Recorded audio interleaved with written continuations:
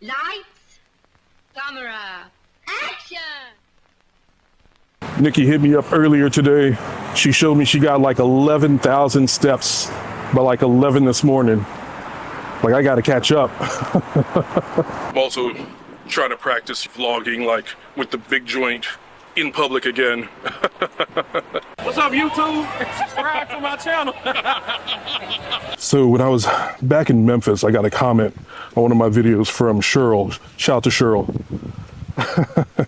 And it was funny to me that she left this comment because I was actually crafting a video on this very topic, the footage of which I've accidentally erased. So I feel like a dummy. But yeah, Cheryl, shout out. I was already like planning on talking about what you said. And this is what she said. Hi, Jay. What I'm about to say may be perceived as selling out, but honestly, it's not. It's about achieving your goals and relieving stress. I know representing the culture is important to you, but first, you got to get a nod and a foot in to make it happen. So maybe it's time to change strategy. How do you feel about setting aside your babies, that is, scripts that are close to your heart, temporarily to focus on writing something that'll please the masses so you finally get that nod? What I'm saying is, write what they want for the moment to get that much needed credit to your name. Then when doors open, you'll be in the right place to push your babies to the right people who'll know what to do with them. So here's my thing with that. First of all, writing for the masses, I mean, yeah, I feel like the stories that I'm telling, the scripts that I'm writing, would appeal to a mass audience anyway, but you also got to be specific. And I'm really trying to tell stories from a Black perspective, stories that haven't been told before, but fine. Writing for the masses, I think that's always the goal. For anyone who's like any sort of writer, screenwriter, novelist, TV writer, like whomever, I feel like they are trying to write for an audience, the masses. But this is what I really want to touch on. There is no writing what they want because they don't know what the fuck they want. The industry, the studios, these producers, managers, all these people who work in this business, they have no idea what they want. And it goes to something that legendary screenwriter William Goldman once said, which is that nobody knows anything. That was actually going to be originally how I approached this topic, by talking about how Goldman said nobody knows anything.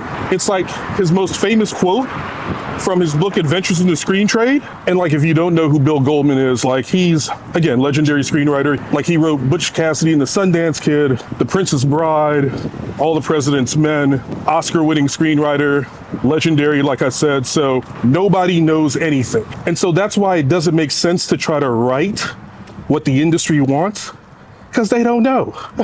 They have no clue. And here's the other thing.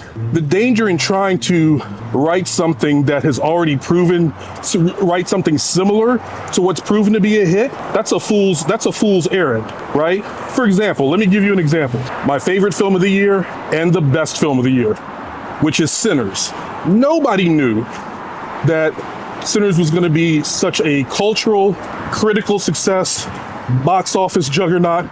Nobody knew, but I can guarantee you, once that happened, the studio started developing all sorts of vampire movies starring like Black people, people of color, period horror movies, like supernatural horror movies. They took the wrong lessons from the success of Sinners. I saw someone on Threads talking about how they're working on their Black vampire script. And I'm just like, yes, go ahead, tell that story. But I feel like that's kind of chasing a trend that by the time you get your script or your story to like where it needs to be so that it can come out, that's going to be 3-4 years from now. They're going to have moved on to something else. Something else will have broken through. Something else will have captured the attention of the zeitgeist. Now, please understand, this is not me trying to like discourage anyone from writing whatever they want to write. I'm just saying, when you are writing a story or thinking of a concept that seems trendy, by the time, I mean, you're already too late. You're already like 2 to 3 years behind. Now, I will say, the closest that I've come to like doing this was with Potter's Field. I had the idea for Potter's Field long before I moved to Los Angeles, but I didn't start to write it until after the success of Get Out. Why am I comparing those two? Well, number one, that's the comparisons that were made when it was like making the rounds, when people were reading it, but it absolutely falls in that vein of socially conscious horror. And that's not because I was trend chasing. It's not because I saw the success of Get Out and was just like, yeah, I got to do that. It's just the timing. It's just the timing. And I tried to capitalize on that timing as much as I could.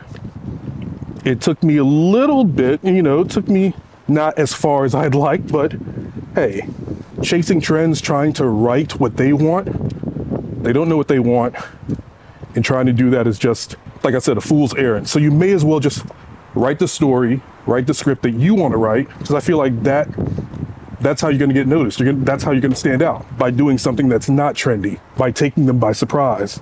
I don't know, just my thoughts on that. But what do I know? I could be wrong. I could be totally fucking wrong.